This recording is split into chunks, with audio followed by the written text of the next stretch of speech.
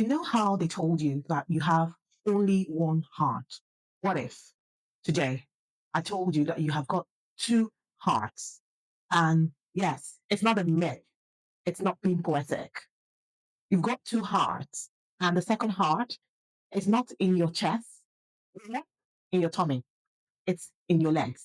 Gastrocnemius and the soleus muscles are in the calves at the back of the legs. And they have earned that position as the second heart because of the role they play in pumping blood back from your legs to the heart. If they fail, gravity starts to win, your ankles start to swell, and your independence starts to go. So if you have ever said, I do 10,000 steps a day, 10,000 steps will not save you. If you ever said, I climb stairs every day, climbers or walkers are very weak.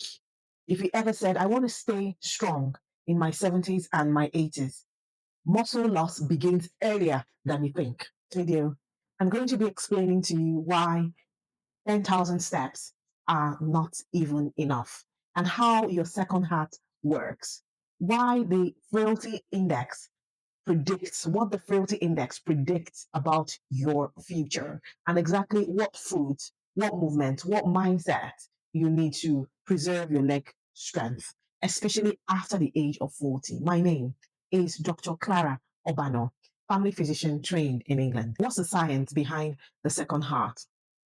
Every time your muscles contract, they squeeze the veins in the legs and push blood back towards the heart.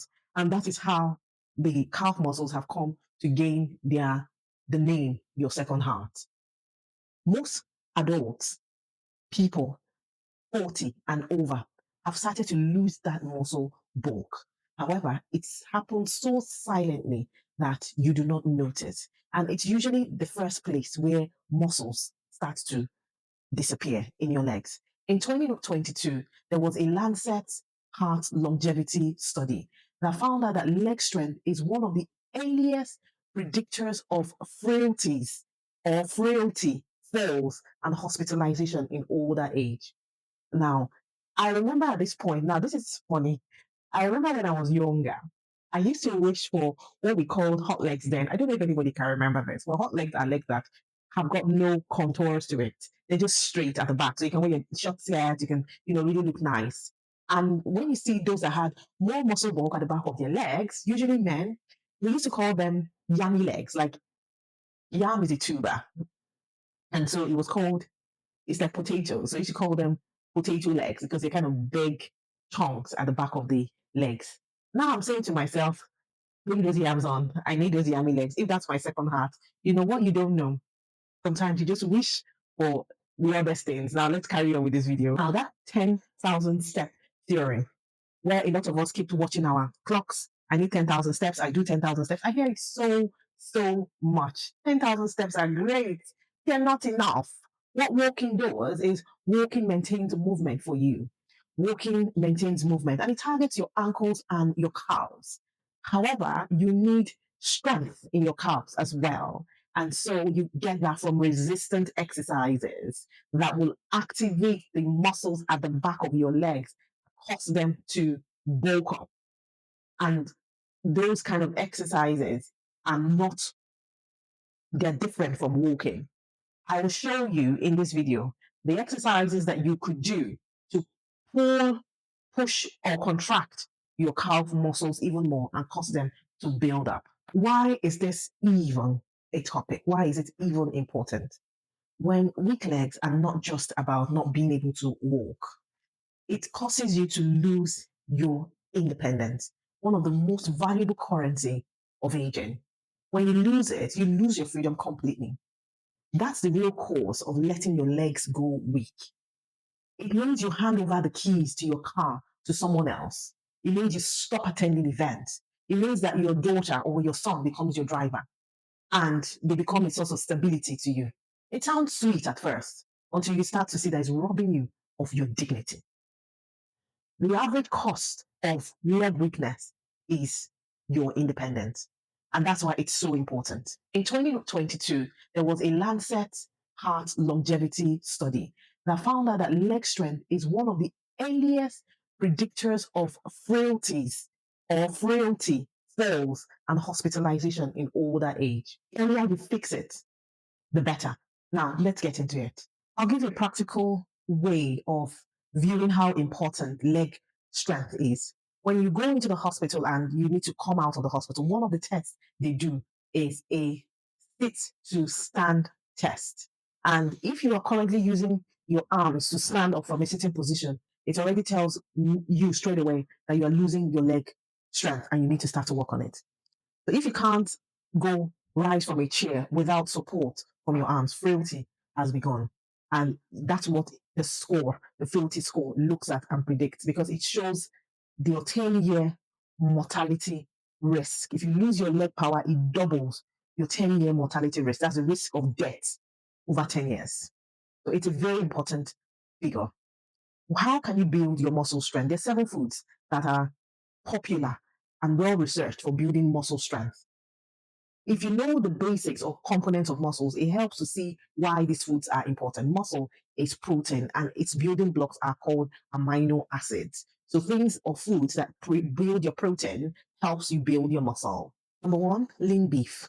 Moderate amount of lean beef helps improve muscle mass. Lean beef is good for building muscle synthesis because it's rich in leucine, which is one of the building blocks that you need for muscle synthesis. Number 2, lentils. Lentils refer to a plant-based diet and they're very rich in protein, and they're rich in fiber, and they support recovery of your muscles. Number 3, eggs. Eggs, common food, easily accessible, very rich and packed with amino acids. Number 4, salmon.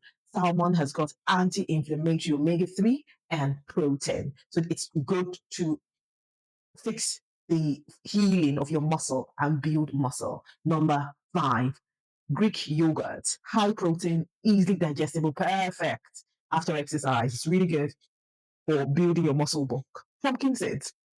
Pumpkin seeds are very rich in magnesium and in zinc, and those 2 elements are really good for muscle repair. Number 7, beetroot. Beetroot has got an excellent property of enhancing blood flow, which is ideal for your second heart function. So these are the foods that you could use to improve your muscles in your second heart. And when you pair them with the right exercise, it is game changing. Let's go in and see what exercises can I do to support my heart. One first simple exercise, believe it or not, you don't need mats, you don't need anything for this one. Stand on one leg. Just stand on one leg. I do this a lot when I am doing my morning routine every day. I just stand like I'm brushing my teeth in the bathroom. I stand on one leg and I just interchange whilst I do my brushing routine. And that way, I'm building and working on my heart muscle at the same time as grooming myself. Here are the 3 exercises to do in your home without any equipment at home. Now, you just need a steady floor, have your trainers on to give you more balance. You can do this on your feet with just your socks on as well. The first exercise is standing on the ball of your feet. This exercise helps to contract your calf muscles. That's the gastrocnemius and the soleus, which is where your second heart stays. I'm going to demonstrate this. I'm going to have my hands by my side, engage the core of my back. My feet should be hip wide, and then stand on the ball of my heels, almost like you're tiptoeing, like you're standing on tipping toes. You would feel your muscles contracting at the back of your calves. And when you put your leg down a little bit, like you're trying to go back to standing on the plane on the floor, you would feel the contraction. Now, this is the very first exercise. It's very easy to do, as you can see. Repeat the cycles as much as you can. 10 to 20 repetitions typically in a day will be okay. Now, the next one. Now, here is the second exercise. I stand with my hands by my side. I lift up the first leg I want to start the exercise on. Or you could start by standing on tipping toes first and balancing on the ball of your feet. So you would see that my heels are off the ground. Then you take one leg that you want to start with up. and this can help you start quickly. If you find you lose your balance, step forward a little bit, give yourself space at your back, and lift up one leg. Then you stand on the ball of the other feet. And then you swap feet. I'm lifting this one, my right leg now, and I'm standing on the ball of my left feet. If I move back a little, you would see my feet properly, and I am standing on the ball of one feet. When you're coming back down, you can stop halfway before you hit the level floor and hold. That way you contract the muscle a bit more. Make sure that in all of these exercises that you are on steady ground. You don't have anything around you that could trip you. And you do this carefully and slowly rather than quickly and unsteadily. Third exercise, last but not the least, this one you need a wall. You need to engage the core of your back, keep your back in neutral position. It's almost like sitting on an invincible chair. So you don't need any equipment again. You can easily do this at home. Consistency is the most important thing. So I'm going to lean back into the wall, keeping my back straight. And I'm going to put my feet at least, so my back is straight. I'm going to put my feet at least 2 centimeters away from the wall. And I'm going to slide down, get my knees to be on top of my ankles like this. And I'm going to hold this position. You would feel your calves being engaged and your hamstring, the muscles in front, the muscles at the back, the hamstrings, as well as the muscles in front, the quads, are also being engaged with this exercise. You hold it and repeat. So these are the 3 top exercises. This feels good for your calf health, strain your calf muscles. So there you have it, the foods that you require to improve your leg strength, the exercises that you need to bulk up those calf muscles and keep them strengthened for as long as you live. And lastly, there is one game-changing position that helps the calf muscles, and that is elevating your legs. Now, if what your aim is to reduce the stress on your second heart, then elevating your legs will suffice. If your approach is to enhance comfort and really maximize your positioning, then raising your legs above your heart is what you need. The easiest way to do this is lie on the bed or on a couch, lift your 2 legs up. It will help take away the effect of gravity, which the calf muscles have to deal with every day when they're doing the pumping function. And so it gives the muscles maximum comfort in that position. Do this at least 15 minutes every day, several times, as much as you can.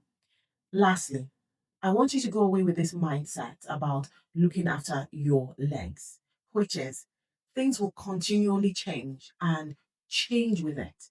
Don't be stuck on the way of doing things.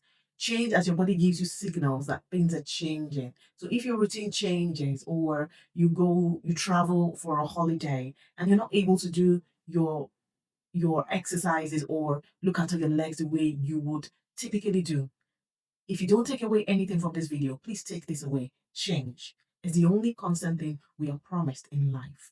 So start changing yourself without any push. Change things around to support your goal. The focus is always your goal, and everything around you can work to help you do that.